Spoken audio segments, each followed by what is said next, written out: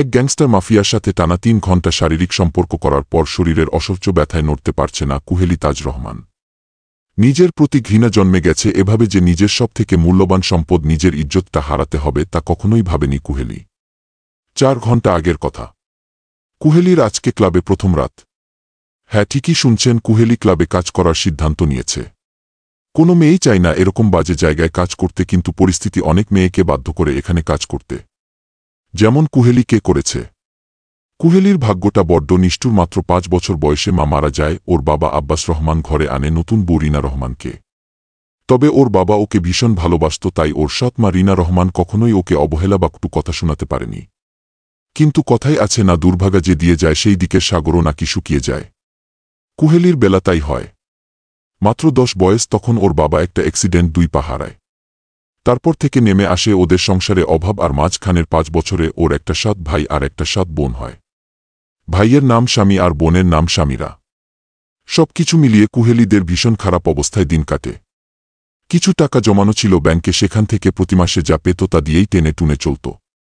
কিন্তু ওর বাবার অ্যাক্সিডেন্টের পর থেকে রিনা খানের ব্যবহার হয়ে উঠে বিষাক্ত। কথায় কথায় কুহেলিকে মারা, অত্যাচার করা ওনার স্বভাবে পরিণত হয়ে দাঁড়ায়। কুহেলির বাবা আব্বাস রহমান সব দেখতেন, কিন্তু কিছু বলতে পারতেন না, শুধু চোখের পানি ফেলত। এভাবে চলে ৮টা বছর, ১-২ দিন নয়। তবে আর সম্ভব হয় না কুহেলির এভাবে থাকার, তাই এই পথ বেছে নেয়। কুহেলিকে এক কথা বলে না হয়েছে যে তার দায়িত্ব শুধু একটাই, সব মানুষের জন্য সেবা দেওয়া। কোনো পুরুষের সঙ্গে সময় কাটানো বা সম্পর্ক গড়ে তোলার কোনো প্রয়োজন নেই। তাই সে এখানে এসেছিল নিজের নিয়ম মেনে চলতে, কোনো অপ্রয়োজনীয় ঝামেলা ছাড়া। হঠাৎ একজন মেয়ে এগিয়ে এসে বলল, উপরের রুমে একজন স্যার রয়েছেন, ওনার জন্য ড্রিঙ্কস নিয়ে যেতে হবে। কুহেলি কোনো কথা বাড়াল না। তার মন শান্ত, চোখে কোনো দ্বিধা নেই। এটি তার কাজ, আর কাজের জায়গায় সে ব্যক্তিগত অনুভূতিকে কখনো ঢেকে রাখে। নিঃশব্দে সে ড্রিঙ্কসটি হাতে নিয়ে ধীরে ধীরে উপরের দিকে পা বাড়াল। উপরের সিঁড়ির প্রতিটি ধাপ যেন কুহেলির ধীর কিন্তু দৃঢ় মনোভাবকে প্রতিফলিত করছিল। সে জানে এই ছোট ছোট দায়িত্বই তার জীবনের নিয়ম ও নৈতিকতার প্রতিফলন। আর এই চিন্তাভাবনায়, নিজের ধ্যানমগ্নতায় সে ধীরে ধীরে স্যারের রুমের দরজার দিকে এগোচ্ছে। কুহেলি রুমের সামনে এসে দাঁড়াল। দরজা ধাক্কা দেওয়ার সঙ্গে সঙ্গেই ভিতরে থেকে এক গম্ভীর কণ্ঠে শোনা গেল, আমিন। গুটি গুটি পায়ে কুহেলি ভিতরে ঢুকল, দেখল একটা সুঠাম দেহের পুরুষ সোফায় বসে আছে।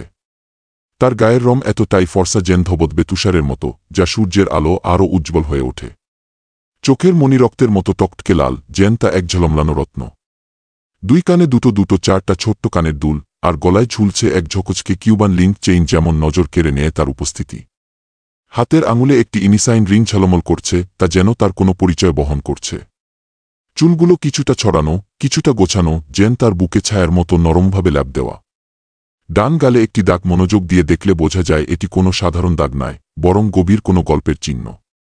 সে পরেছে কালো ওভারকোট, যার তলা লম্বা, পায়ে কালো শার্ট আর প্যান্টের সঙ্গে মিলে এক ধরনের মার্জিত অন্ধকারের ছায়া তৈরি করছে। পায়ের নিচে নোঙ্গর মতো লম্বা জুতো, প্রায় 10 থেকে 11 ইঞ্চি, যা তার উচ্চতা ও গঠনকে আরও মোহনীয় করে তুলেছে। সব মিলিয়ে সে যেন এক অপার্থিব সৌন্দর্যের মানুষ, যা চোখে পড়ে না, তা মনে বসে না, এক নজরে ধরা পড়ে। কিন্তু প্রতিটি খুঁটিনাটি নজরকে আরও আকর্ষণীয় করে তোলে। লোকটাও কুহেলির দেহের প্রতিটি অঙ্গের দিকে নজর দিল, আর তা খুঁটিয়ে খুঁটিয়ে দেখতে লাগল। এতে কুহেলি একটু নড়েচড়ে হয়ে ওঠে। তার মিষ্টি রঙের লকফ্রক, মাথায় আলতো করে উডোনা দেওয়া, ঠোঁটে হালকা লিপস্টিক, সবই যেন তাকে শান্ত ও কোমল দেখাচ্ছে। চুলগুলো কাঠির সাহায্যে বাঁধা, লম্বা, ধবধবে ফর্সা, কিন্তু সাধারণ ফর্সার চেয়ে একটু লালচে মিশ্রণ, যা তাকে আরও জীবন্ত পুতুলের মতো, যা সবার থেকে আলাদা। কুহেলি আর দাঁড়িয়ে থাকল না। ছোট্ট টেবিলে ড্রিঙ্কসগুলো সাবধানে রেখে সে দরজার দিকে ধীরে ধীরে পা বাড়াল। ঠিক সেই মুহূর্তে পুরুষটি গম্ভীর কণ্ঠে বলল, উঠে দাঁড়াও। কুহেলির বুকের ভিতরে হঠাৎ ধক করে উঠে। শরীর হালকা কেঁপে ওঠে।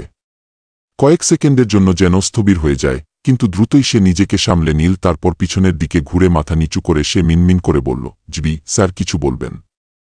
পুরুষের ওই লাল টকটকে মণিওয়ালা চোখ কুহেলির দিকে কিছুক্ষণ স্থির থাকে। কুহেলির এতে বুকের ভিতরে কাঁপতে থাকে। লোকটি বসা থেকে উঠে দাঁড়াল। তারপর ধীর কিন্তু শক্ত পদক্ষেপে সে কুহেলির দিকে এগোচ্ছে, আর গম্ভীর কণ্ঠে বলল, কানাডার বিখ্যাত মাফিয়া কিং এরিক আবরার খানের রুমে ঢুকে তার অনুমতি ছাড়া বেরিয়ে যাচ্ছ? সাহস তো কম না। তুমি জানো মেয়ে, আমার এক কথাতে পুরো কানার তোলপাড় হয়ে যেতে পারে। শেষ কথাটা বলার সময় আবরারের কণ্ঠ একটু জোরে কেঁপে উঠল, একটা তীব্র, প্রভাবশালী সুরে। কুহেলির শরীর হালকা কেঁপে উঠল, বুকের ভেতর অচেনা ভয় আর অজানা এক উত্তেজনা একসাথে ঢেউ তুলতে লাগল। হৃদয়ের ধকধক শব্দ যেন ঘরের নিস্তব্ধতার মধ্যেও স্পষ্ট শোনা যাচ্ছিল। কুহেলি কিছু বলতে চাইল, কিন্তু গলা শুকিয়ে গেল, কোনো শব্দ বের হল না।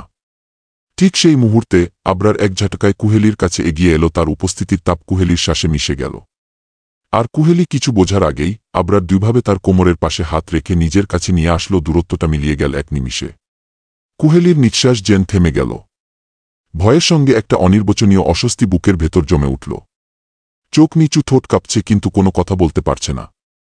আবরার কিছুক্ষণ নিজের রক্তের মতো লাল চোখ দিয়ে তীক্ষ্ণভাবে তাকিয়ে রইল কুহেলির দিকে, তারপর ধীরে ধীরে আবরার নিজের পকেট থেকে একটা রুমাল বের করে কুহেলির ঠোঁটের লিপস্টিক মুছে দিতে লাগল। কুহেলি হতবাক হয়ে আবরারের মুখের দিকে তাকিয়ে রইল, ভয়ে, বিস্ময়ে আর একরাশ অজানা অস্বস্তিতে। লিপস্টিকের রং মুছে যেতেই কুহেলির ঠোঁটে ফুটে উঠল ছোট্ট লাল তিল, একটা অদ্ভুত নিখুঁত সৌন্দর্যের চিহ্ন যা ঠোঁটের সৌন্দর্য দ্বিগুণ বাড়িয়ে দেয়। আবরার রুমাল খানা নিচে ফেলে দিল, তার দৃষ্টি থেমে রইল সেই লাল তিলে, তারপর এক মুহূর্তের দ্বিধা ছাড়াই আঙুল বাড়িয়ে ছুঁয়ে দিল সে ছোট তিলখানা। কুহেলির সারা শরীর যেন বিদ্যুৎ স্পর্শে কেঁপে উঠল। নিঃশ্বাস আটকে এলো বুকের ভেতর। আবরার ঠান্ডা তবু গভীর কণ্ঠে বলল, এত সুন্দর একটা জিনিস থেকে রাখছ কেন? তাও আবার এসব বাজে কেমিক্যাল দিয়ে? এরপর থেকে লিপস্টিক ঠোঁটে দিবে না, আমার ভালো লাগে না। বুঝেছ? কুহেলি শুধু মাথা নাড়াল, তারপর কুহেলি কিছুক্ষণ নীরব রইল। বুকের ভিতরটা কাঁপছিল, কিন্তু এবার সে নিজের ভয়কে শক্ত করে গিলে নিল। হালকা কাঁপা কণ্ঠে বলেই ফেল, স্যার, আমি এসবের জন্য আসিনি, আমি শুধু সবাইকে সার্ভ করি, এর বাইরে কিছু না। আপনার জন্য অন্য মেয়ে আসবে, প্লিজ আমাকে যেতে দিন। তার কণ্ঠে বিনীত অনুরোধ, কিন্তু চোখে এক ফোঁটা সাহসের ঝিলিক। আবরার কিছুক্ষণ স্থিরভাবে তাকিয়ে রইল তার মুখের দিকে, তারপর হঠাৎ একরকম রুক্ষ হাসি ছড়িয়ে দিল, যে হাসি পুরো রুমটা কাঁপিয়ে তুলল। কুহেলির বুকের ভেতর শীত নেমে এলো। মনে হলো দেয়ালের রংটাও যেন ফিকে হয়ে যাচ্ছে। আবরার ঠান্ডা গলায় বলল, তোমাকে আমি এক রাতের জন্য কিনেছি মেয়ে, যদি আজকে রাতের জন্য তোমাকে আমার ভালো লাগে তাহলে আমি তোমাকে সারা জীবনের জন্য কিনে নিব। কেন ক্লাবের মালিক তোমাকে বলেনি কিছু? কুহেলির চোখ বড় হয়ে উঠল, কণ্ঠ কেঁপে গেল অবিশ্বাসে। এটা কিভাবে হতে পারে? আমাকে তো বলেছিল এসব কাজ করাবে না। আবরারের ঠোঁটে তাচ্ছিলের হাসি ফুটল। তোমার জন্য এক রাতে 3 লক্ষ দিয়েছি, তোমার কি মনে হয় ওরা না করবে? কখনোই না। ওরা টাকা পেলে আর কিছু ভাবে না। কুহেলি হতবিহ্বল হয়ে পড়ল। বুকের ভেতর কেমন যেন হাহাকার ছড়িয়ে গেল। সে তাড়াতাড়ি আবরারের কাছ থেকে নিজেকে ছাড়ানোর চেষ্টা করল। ঠিক তখনই আবরারের কণ্ঠ বজ্রের মতো গর্জে উঠল, এই মেয়ে, চুপ করে দাঁড়াও। শব্দটা যেন রুমের দেয়াল কাঁপিয়ে দিল। কুহেলির শরীর কেঁপে উঠল ভয় আর আতঙ্কে। কাপা গলায় বলল, আমাকে যেতে দিন, আমি এসব করব না, স্যার, প্লিজ। আবরার কুহেলির দিকে তাকিয়ে বাঁকা হাসল, তারপর ওর চোখে চোখে রাখল। আবরারের চোখে এক ধরনের তীব্রতা যা কুহেলির নিঃশ্বাস পর্যন্ত আটকে দিল। ধীরে ধীরে সে কুহেলির চুলের ভাঁজে এক হাত রাখল, যেন কিছু বলতে চায়, কিন্তু নিজের মধ্যেই থেমে গেল। তার আঙুলের শক্তি নয়, বরং কণ্ঠের গভীরতা কুহেলির ছোট্ট দেহখানা কাঁপিয়ে তুলল। আবরার মুখটা একটু ঝুঁকিয়ে কুহেলির কানের কাছে ফিসফিস করে বলল, sorry baby, I can't let you গো।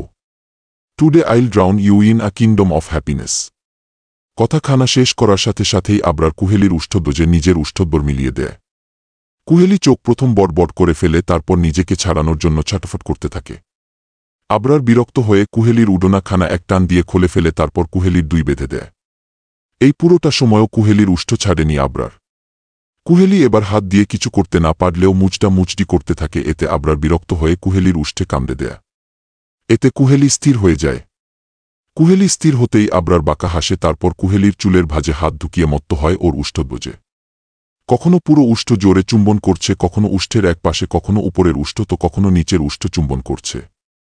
আবার কখনো বা পুরো উষ্ঠে নিজের উষ্ঠের ভিতরে নিয়ে ফেলছে। কুহেলির একরকম মনে হচ্ছে যেন ওর পুরো উষ্ঠ দয় গিলে ফেলবে এই লোকটা এখনই। প্রায় 40 মিনিট পর আবরার কুহেলির উষ্ঠদ্ব ছাড়ে, সাথে সাথে কুহেলি হাঁপাতে থাকে। আবরার দাঁত দিয়ে নিজের নিচের ঠোঁট কামড়ে ধরে দেখতে থাকে কুহেলিকে।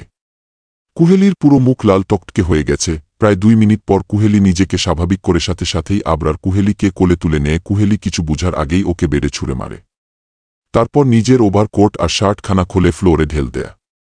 কুহেলি উঠে বসে বিছানায় পিছতে পিছতে বলে, আমার এত বড় সর্বনাশ করবেন না, আমি সমাজে মুখ দেখাতে পারবো না, আমাকে বাঁচতে দিবে না কেউ।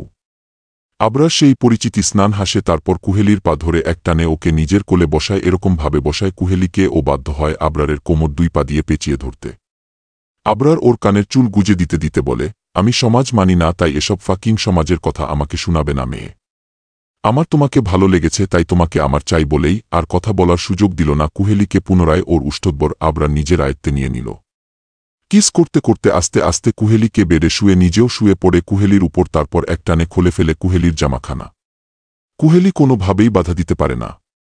আবরার অবাধ্য হাতে বিচরণ করতে থাকে কুহেলির ছোট্ট দেহখানা। কুহেলি বারংবার কেঁপে উঠতে থাকে, এতে আবরার আরও বেশি পাগল হয়ে উঠে, তারপর সবটুকু দিয়ে কুহেলির মাঝে ডুব দেয়া। আর কুহেলি না চাইতেও যাই দেয় আবরারের অবাধ্য কাজে।